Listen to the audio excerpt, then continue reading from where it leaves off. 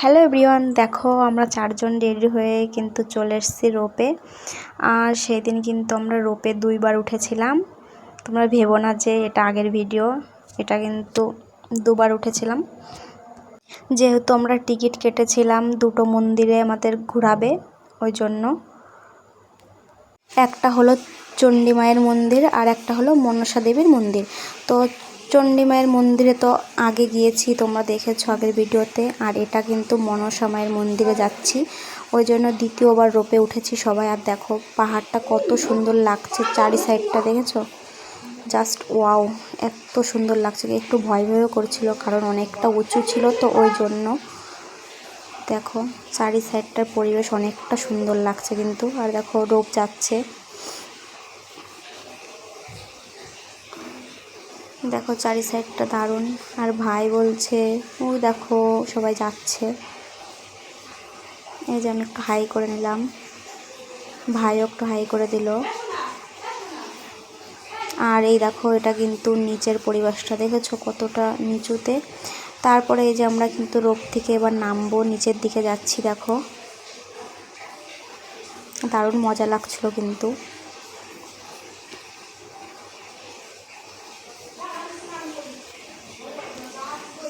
তারপরে এই দেখো আমরা কিন্তু রোপ থেকে নামছি।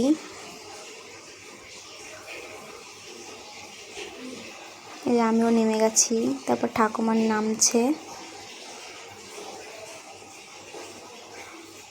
তারপরে কিন্তু আমরা এই দেখো একটা মন্দিরে যাব, যে মনসা মায়ের মন্দিরে, সেই জন্য যাচ্ছি। দেখো অনেকটা লাইন ছিল সামনে, দেখো কতটা ভিড়।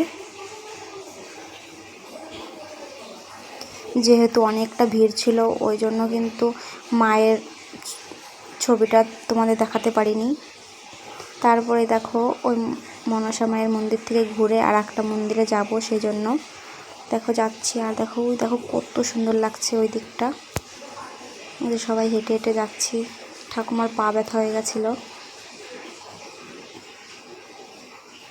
তোমাদের ভিডিওটা কেমন লাগলো অবশ্যই কিন্তু জানিও। দেখো আমার ভাই,